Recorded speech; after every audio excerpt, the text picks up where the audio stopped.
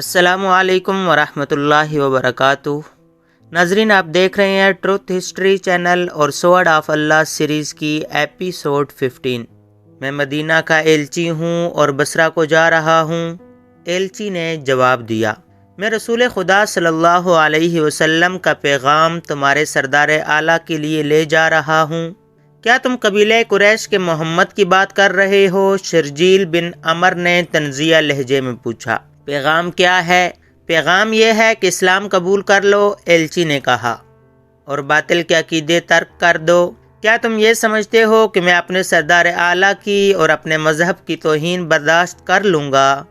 شرجیل بن عمر نے کہا، اگر تم زندہ رہنا چاہتے ہو تو یہیں سے واپس مدینہ چلے جاؤ، میں بصرہ کے رستے سے ہٹ نہیں سکتا۔ ایلچی نے کہا، یہ رسول اللہ کا حکم ہے جس کی تعمیل میں فخر سے اپنی جان دے دوں گا، اور میں بڑے فخر سے تمہاری جان لوں گا، شرجیل بن عمر نے کہا، اور اپنے آدمیوں کو اشارہ کیا۔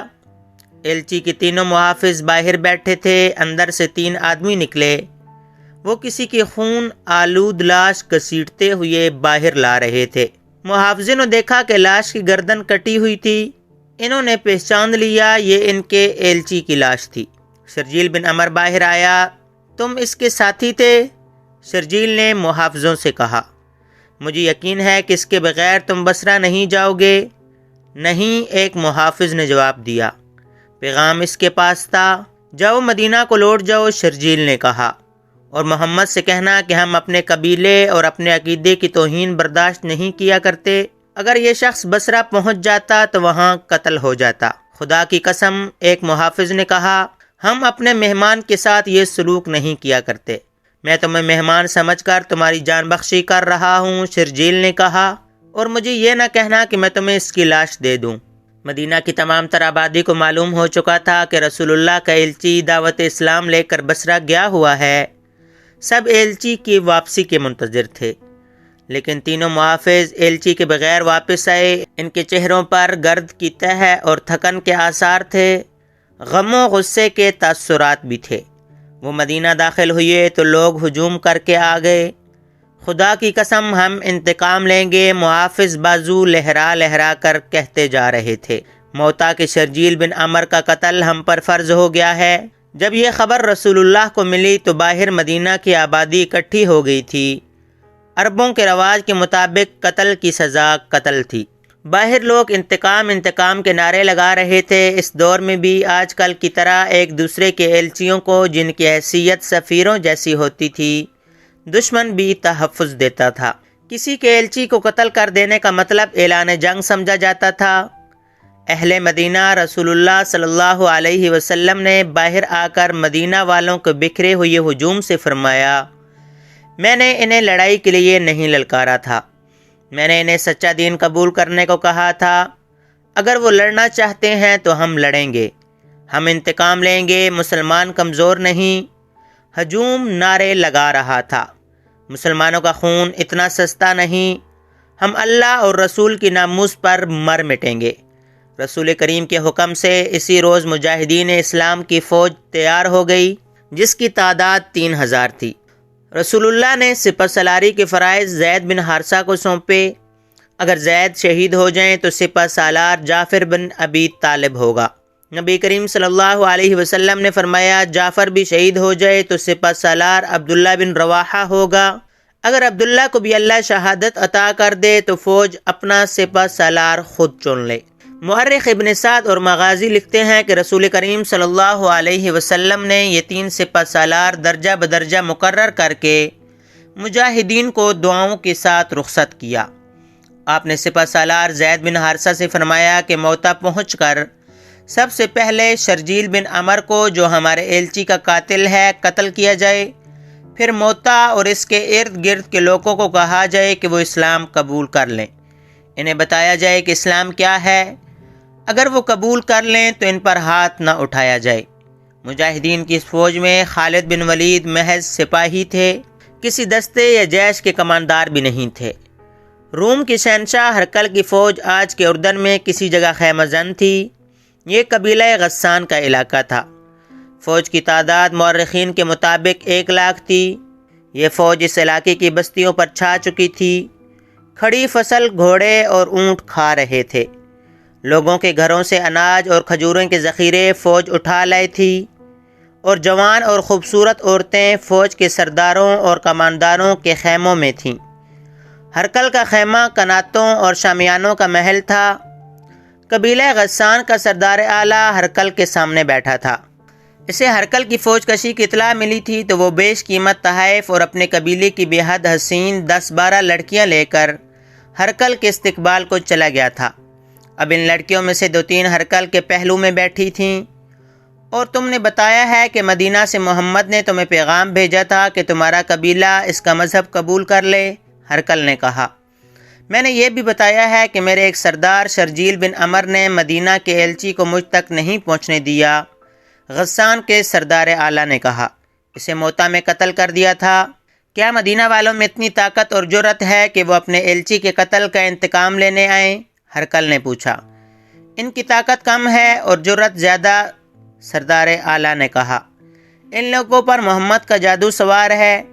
پہل مجھے ان کے متعلق اطلاعات ملیں تو میں نے انہیں کوئی اہمیت نہیں دی، مگر انہوں نے ہر میدان میں فتح پائی اور ہر میدان میں ان کی تعداد بہت تھوڑی تھی۔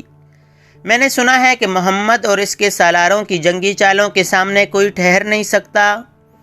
اس نے مجھے اپنے مذہب کا جو پیغام بھیجا تھا، اس سے پتہ چلتا ہے کہ وہ اپنے آپ کو بہت طاقتور سمجھنے لگا ہے۔ تم کیا چاہتے ہو؟ ہرکل نے ایک نیم برہنہ لڑکی کے ہاتھ سے شراب کا پیالہ لیتے ہوئے پوچھا۔ بات صاف کہہ دوں تو میرے لیے بھی اچھا ہے اور آپ کے لیے بھی، سردار اعلیٰ نے کہا۔ میں نے آپ کی فوج دیکھ لی ہے۔ میرا قبیلہ کوئی چھوٹا قبیلہ نہیں، اگر زیادہ نہیں تو آپ جتنی فوج میرے پاس بھی ہے۔ آپ اپنے ملک سے دور ہیں۔ اگر ہم لڑیں گے تو میں اپنی زمین پر لڑوں گا جہاں کا بچہ آپ کا دشمن ہے۔ کیا تم مجھے دھمکی دے رہے ہو؟ ہرکل نے مسکرا کر پوچھا۔ اگر یہ دھمکی ہے تو میں اپنے آپ کو بھی دے رہا ہوں، غسان کے سردار اعلیٰ نے کہا۔ میں آپ کو آپس کی لڑائی کے نتائج بتا رہا ہوں جو ہم دونوں کے لیے اچھے نہیں ہوں گے۔ اس کا فائدہ مدینہ والوں کو پہنچے گا۔ کیا یہ بہتر نہیں ہوگا کہ ہم دونوں مل کر مسلمانوں کو ختم کر دیں؟ میں فتح کی صورت میں آپ سے کچھ نہیں مانگوں گا۔ مفتوحہ علاقہ آپ کا ہوگا۔ میں اپنے علاقے میں واپس آ جاؤں گا۔ ہم آپس میں لڑ کر اپنی طاقت ضائع نہ کریں۔ پہلے ایک ایسی طاقت کو ختم کریں جو مدینہ میں ہم دونوں کے خلاف تیار ہو رہی ہے۔ میں تمہاری تجویز کو قبول کرتا ہوں، شہنشاہ ہرکل نے کہا۔ پھر اپنی فوج کو حکم دے دیں کہ غسان کی بستیوں میں لوٹ مار بند کر دیں۔ دے دوں گا، ہرکل نے کہا۔ ہمیں مدینہ والوں کے انتظار میں نہیں رہنا چاہیے، ہم مدینہ کی طرف بڑھیں گے۔ انہیں زیادہ انتظار نہ کرنا پڑا۔ مدینہ کے 3000 مجاہدین مدینہ سے بہت دور نکل گئے تھے۔ موتا سے کچھ فاصلے پر معان نام کا ایک مقام تھا، وہاں انہوں نے پڑاؤ کیا۔ اس علاقے اور اس سے آگے کے علاقے میں مجاہدین اجنبی تھے۔ انہیں کچھ خبر نہیں تھی کہ آگے کیا ہے۔ معلوم یہ کرنا تھا کہ آگے دشمن کی فوج موجود ہے یا نہیں، اگر ہے تو کتنی ہے اور کیسی ہے۔ یہ معلوم کرنے کے لیے 3-4 مجاہدین کو قریب سے 76 سواروں کے بھیس میں آگے بھیج دیا گیا۔ ان آدمیوں نے رات آگے کہیں جا کر گزاری اور اگلی شام کو واپس آئے۔ وہ جو خبر لائے تھے وہ اچھی نہیں تھی۔ وہ دور آگے چلے گئے تھے۔ پہلے انہیں غسان کے 2 کنبے نظر آئے جو نقل مکانی کر کے کہیں جا رہے تھے۔ دونوں کنبوں میں نوجوان لڑکیاں اور جوان عورتیں زیادہ تھیں۔ وہ لوگ امیر کبیر معلوم ہوتے تھے۔ ان کا سامان کئی اونٹوں پر لدا تھا۔ یہ قافلہ ایک جگہ آرام کے لیے رکا ہوا تھا۔ مجاہدین بھی وہیں رک گئے اور انہوں نے قافلے والوں کے ساتھ راہ و رسم پیدا کر لی اور یہ ظاہر نہ ہونے دیا کہ وہ مسلمان ہیں۔ انہوں نے بتایا کہ وہ بصرہ جا رہے ہیں اور وہاں سے تجارت کا سامان لائیں گے۔ یہیں سے واپس چلے جاؤ، قافلے کے آدمیوں نے انہیں بتایا۔ روم کے بادشاہ ہرکل کا لشکر لوٹ مار اور قتل و غارت کرتا چلا آ رہا ہے۔ تم سے اونٹ اور مال و دولت چھین لیں گے اور ہو سکتا ہے تمہیں قتل بھی کر دیں۔ پھر ہرکل کی فوج کشی کی باتیں ہوتی رہیں۔ پتہ چلا کہ انہوں نے ہرکل کی فوج دیکھی نہیں، صرف سنا ہے کہ یہ فوج اردن میں داخل ہو کر لوٹ مار کر رہی ہے۔ ان کنبوں میں چونکہ عورتیں زیادہ تھیں، اس لیے انہیں بچانے کے لیے یہ لوگ بھاگ نکلے۔ مجاہدین کے لیے ضروری ہو گیا کہ وہ ہرکل کے متعلق صحیح صورتحال معلوم کریں۔ یہ بہت بڑا خطرہ تھا۔ مجاہدین اور آگے چلے گئے۔ انہیں غسان کی ایک بستی نظر آ گئی۔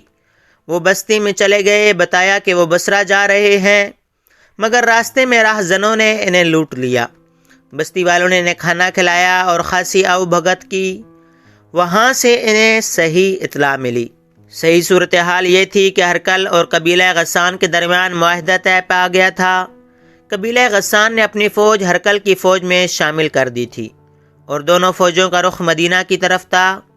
مورخوں نے ہرقل کی فوج کی تعداد 1,00,000 اور 1,00,000 غسان کی فوج کی تعداد لکھی ہے، لیکن بعض مورخ اس سے اتفاق نہیں کرتے۔ وہ دونوں فوجوں کی مجموعی تعداد 1,00,000 بتاتے ہیں۔ بہرحال مدینہ کی اسلامی فوج کی تعداد سب نے 3,000 لکھی ہے۔ اگر ہم واپس چلے گئے تو یہ ہرقل اور غسان کے لیے دعوت ہوگی کہ بے دھڑک مدینہ تک چلے آؤ۔ عبداللہ بن رواحہ نے کہا، ہم دشمن کو یہیں پر روکیں گے؟ کیا ہم اتنی تھوڑی تعداد میں اتنے بڑے لشکر کو روک سکیں گے؟ زید بن حارثہ نے پوچھا، کون سے میدان میں ہم تھوڑی تعداد میں نہیں تھے؟ جعفر بن ابی طالب نے کہا، اگر ہم مل کر کسی فیصلہ پر نہیں پہنچ سکتے تو ہم میں سے کوئی مدینہ چلا جائے اور رسول اللہ سے احکام لے آئے۔ ہم اتنا وقت ضائع نہیں کر سکتے۔ عبداللہ نے کہا، دشمن ہمیں اتنی مہلت نہیں دے گا۔ خدا کی قسم میں دشمن کو یہ تاثر نہیں دوں گا کہ ہم اس کے لشکر سے ڈر گئے ہیں، اور میں مدینہ میں یہ کہنے کے لیے داخل نہیں ہوں گا کہ ہم پسپا ہو کر آئے ہیں۔ زید نے کہا، جانیں قربان کر کے زندہ رہنے والوں کے لیے مثال قائم کر جائیں گے۔ یہ مت بھولو کہ غسان کی فوج میں عیسائیوں کی تعداد زیادہ ہے۔ عیسائی اپنے مذہب کی خاطر لڑیں گے۔ عبداللہ بن رواحہ کھڑے ہوئے اور اپنے مجاہدین کو اکٹھا کر کے اتنے جوشیلے لہجے میں خطاب کیا کہ 3,000 مجاہدین کنارے زمین و آسمان کو ہلانے لگے۔ سپہ سالار زید بن حارثہ نے آگے کو کوچ کا حکم دے دیا۔ مورخین لکھتے ہیں کہ مجاہدین اسلام نے اپنے آپ کو بڑے ہی خطرناک امتحان میں ڈال دیا۔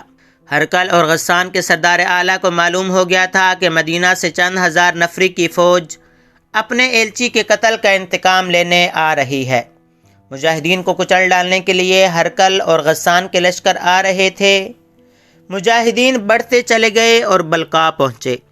انہیں اور آگے جانا تھا، لیکن غسان کی فوج کے 2 دستے جن کی تعداد مجاہدین کی نسبت 3 گنا تھی، راستے میں حائل ہو گئی۔ زید بن حارثہ نے مجاہدین کو دور ہی روک لیا اور ایک بلند جگہ کھڑے ہو کر علاقے کا جائزہ لیا۔ انہیں یہ زمین لڑائی کے لیے موزوں نہ لگی۔ دوسرے سالاروں سے مشورہ کر کے زید بن حارثہ مجاہدین کو پیچھے لے آئے۔ غسان کی فوج نے اسے پسپائی سمجھ کر مجاہدین کا تعاقب کیا۔ زید موتا کے مقام پر رک گئے اور فوراً اپنے مجاہدین کو لڑائی کی ترتیب میں کر لیا۔ انہوں نے فوج کو 3 حصوں میں ترتیب دیا، دایاں اور بایاں پہلو اور قلب۔ دائیں پہلو کی کمان قطبہ بن قتادہ کے پاس اور بائیں پہلو کی عبایہ بن مالک کے ہاتھ تھی۔ زید خود قلب میں رہے۔ اللہ کے سچے نبی کے عاشقوں، زید بن حارثہ نے بڑی بلند آواز سے مجاہدین کو للکارا، آج ہمیں ثابت کرنا ہے کہ ہم حق کے پرستار ہیں۔ آج باطل کے نیچے سے زمین کھینچ لو۔ اپنے سامنے باطل کا لشکر دیکھو اور اس سے مت ڈرو۔ یہ لڑائی طاقت کی نہیں، یہ جرت، جذبے اور دماغ کی جنگ ہے۔ میں تمہارا سپہ سالار بھی ہوں اور علم بردار بھی۔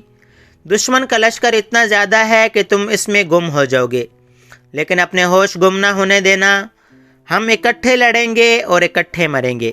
زید نے علم اٹھا لیا۔ دشمن کی طرف سے تیروں کی پہلی بوچھاڑ آئی۔ زید کے حکم سے مجاہدین کے دائیں اور بائیں پہلو پھیل گئے اور آگے بڑھے۔ یہ آمنے سامنے کا تصادم تھا۔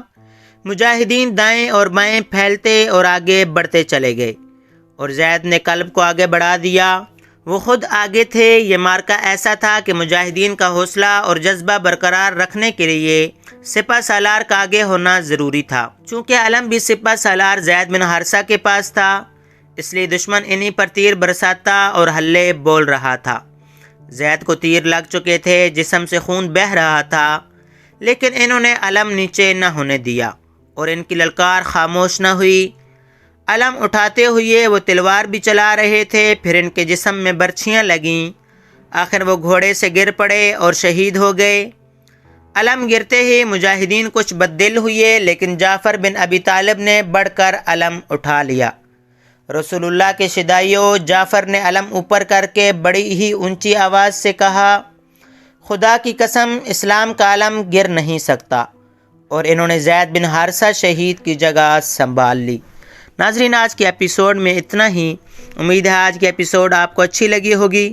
اگر ویڈیو پسند آئی ہو تو لائک شیئر کریں اور کمنٹ باکس میں اپنی رائے ضرور دیں۔ ملتے ہیں اگلی ایپیسوڈ میں۔ اللہ حافظ۔